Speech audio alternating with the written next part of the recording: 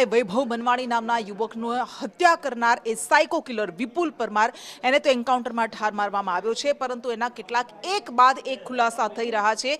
આ આરોપી અન્ય ગુનાઓને પણ અંજામ આપી ચૂક્યો હતો। એ ગેંગરેપ, શાહીબાગનો ગેંગરેપ કેસ, એના આરોપી સાથે મળીને ચોરીની ઘટનાઓને અંજામ આપતો હતો। ને એવા તો કેટલાય ગુના છે કે જેણે આચરી ચૂક્યો હતો, તેમ છતાં પણ એ જામીન પર બહાર હતો અને વધુ એક ગુનાને અંજામ આપ્યો। વધુ વિગત આપશે જિગ્નેશ પટેલ। જિગ્નેશ,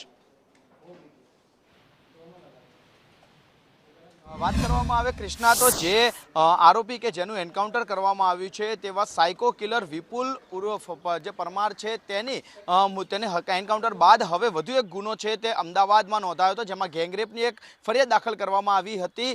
તે ગુનો નોંધાયો છે શાહીબાગ પોલીસ સ્ટેશનમાં, જેની તપાસ એસટીએસસી સેલને સોંપવામાં આવી છે। એસટીએસસી સેલની તપાસ દરમિયાન હકીકત સામે આવી કે અક્ષય મહેરિયા નામનો જે એક આરોપી કે જે ગેંગરેપમાં જોડાયેલો છે તે અગાઉ વ્હીકલ ચોરી અને તેની સાથે મારામારી અને ધમકીના ગુનાઓમાં પણ જોડાયેલો હતો। અને તે જે મહેરિયા છે, અક્ષય મહેરિયા, તેનું જે સાયકો કિલર છે વિપુલ પરમાર સાથે સીધી અથવા આડકતરી રીતે કનેક્શન હોઈ શકે છે। જે શંકાઓ જે પોલીસ છે તપાસમાં સામે આવી હતી, તે શંકાઓને લઈને અત્યારે એસટીએસસી સેલે તથા શાહીબાગ પોલીસે તપાસ શરૂ કરી છે। અને એ તપાસમાં ક્યાંક ને ક્યાંક બંને વચ્ચે નાની મોટી કડી મળતા હોવાના પણ કેટલાક પુરાવાઓ પોલીસને મળ્યા છે, જે અંગે પોલીસ હજી સુધી સ્પષ્ટતા નથી કરી રહી। પરંતુ જે હકીકત સામે આવી છે તે હકીકત મુજબ હવે જે એસટીએસસી સેલ છે તે અંગે તપાસ કરી રહી છે। અને અક્ષય મહેરિયા અને સાથે જ એન્કાઉન્ટરમાં ઠાર મારનાર વિપુલ વચ્ચે કયા પ્રકારના સંબંધો હતા, બંને સાથે મળીને કોઈ ગુના આચર્યા છે કે કેમ, અથવા તો બંનેની ક્રિમિનલ હિસ્ટ્રી કેટલી છે તે અંગે પોલીસ